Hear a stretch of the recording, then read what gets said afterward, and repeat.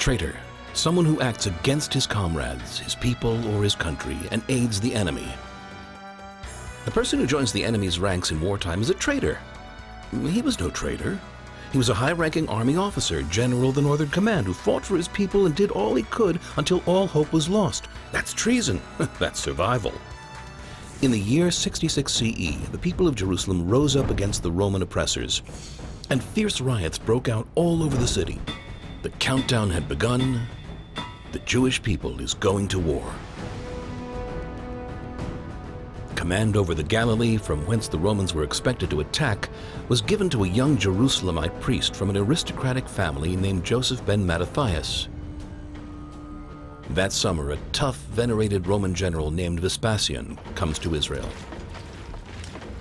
He and his son Titus stand at the head of a professional Roman army of over 60,000 soldiers hungry for battle. The earth trembles. The Jewish defenses collapse like a house of cards. Village after village falls to the Romans. Houses go up in flames and thousands are slaughtered or sent to do forced labor or participate in bloody war games. The commander of the Galilean uprising, Joseph ben Mattathias, flees to Tiberias before even raising his sword at the enemy. The attempt to fight the Romans on the open field fails. But the Galileans aren't finished yet. Under Joseph's command, they gather in the fortified cities and continue to fight. The first battle takes place here in Jotphat, and leading the Jewish troops is Joseph ben Mattathias. The Galileans take full advantage of the height of their isolated hill. Time after time, they fend off the Roman attackers. But Vespasian doesn't give up. He's determined to turn Jotphat into a stinging example for anyone who dares to rebel against the Roman Empire.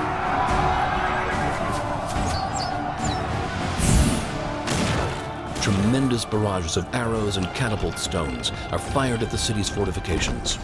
Battering rams pound the city walls. And after 47 days of uninterrupted warfare, the wounded, exhausted Jewish soldiers collapse. What follows is a bloodbath. Vespasian orders his men to slaughter the people ruthlessly, including the aged and children, as a deterrent for others. In excavations here, we found piles of human bones. It was difficult and painful to realize what happened here. It's clear that a brutal massacre took place. They slaughtered people and left them in the streets to feed the birds and the beasts. Surprisingly, Joseph, the commander, survived the battle. He managed to escape along with 40 dignitaries from Jotphat and hid with them in a cave underneath the ground. Now that Joseph is surrounded by death and destruction, he must make the toughest decision of his life: to die or turn himself in to the Romans. The others hiding with Joseph are not troubled by such a dilemma. Better to die free and with dignity than to be a lowly, debased slave. Joseph tries to convince them that Judaism forbids suicide, and that it comes from cowardice, not courage. But the Galileans scorn Joseph's argument. They make him an offer he can't refuse. "We'll offer you a hand and a sword," they say. "If you choose death, you'll die as a Jewish warrior. If you refuse, you'll die as a traitor." Joseph accepts their demand. The people in the cave draw lots to determine who will kill whom, and then stab each other to death, until only two remain. One of them was, that's right, Joseph. But Joseph breaks his promise. With his comrades' corpses lying before him, he persuades the other man to turn themselves in to the Romans. Imagine the moment when Joseph comes out of the cave. The two enemies, Vespasian and Joseph, now stand face to face. Joseph realizes his end is near, and in a last resort attempt to save his life, he says to Vespasian, "You imagine, Vespasian, that in the person of Josephus you have taken a mere captive, but I come to you as a messenger of greater destinies, sent on this errand by God. You will be Emperor Vespasian, you and your son here. Bind me then yet more securely in chains, and keep me for yourself, for you, Caesar, are master not of me only, but of land and sea and the whole human race." What convinced Vespasian to accept Joseph's request? Was it his gift of prophecy or his gift for flattery? Or maybe Vespasian thought he could use Joseph later to help defeat Jerusalem. One way or the other, Joseph remains alive. Later, he accompanies Vespasian and Titus to their battle for Jerusalem, and from there continues on to Rome, where he writes the book The Jewish War.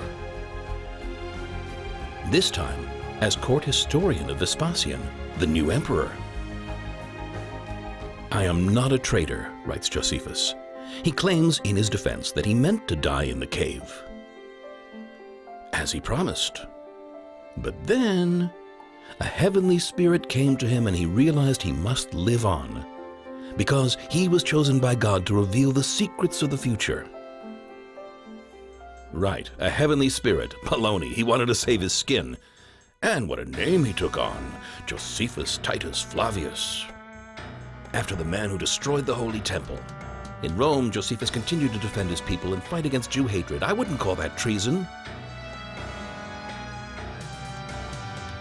And what would we do without his books? Without them, we'd know almost nothing about the grueling battle we waged here against the Romans for Israel and Jerusalem 2,000 years ago.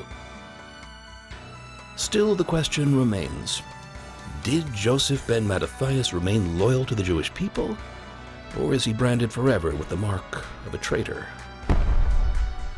What do you think?